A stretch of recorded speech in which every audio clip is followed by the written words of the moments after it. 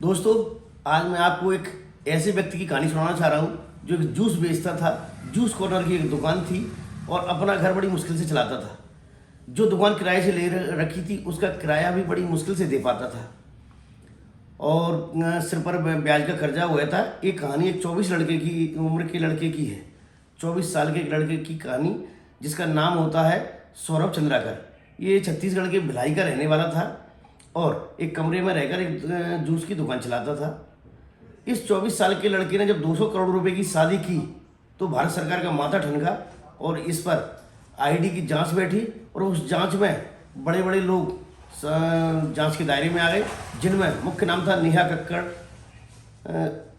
Sunny Leone, Kapil Sharma सहित कई लोग थे जो इसकी जांच के घेरे में थे। इसका एक दोस्त हुआ करता था रवि उप्पल, जो टायर ट्यूब की दुकान चलाता था। टायर ट्यूब की दुकान चलाते चलाते सन 2020 में कोरोना आ गया। उस कोरोना में दोनों लोग दोस्त परेशान हो गए, दुकानें बंद हो गई। इसी समय इनके दिमाग में एक गेमिंग ऐप बनाने का सोचा और इन्होंने महादेव के भक्त थे दोनों, महादेव गेमिंग ऐप बनाया।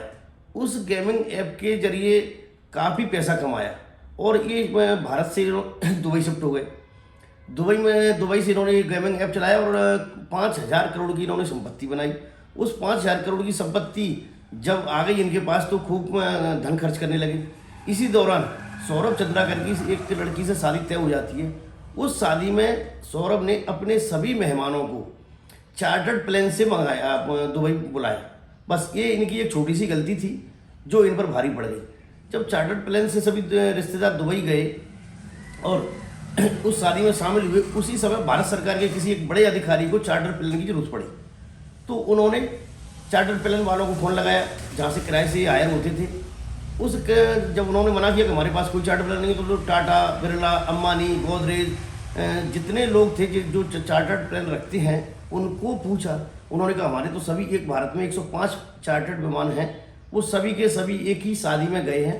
तो ईडी का माथा ठनका कि ऐसा भारत में कौन सा नया रईस हो गया।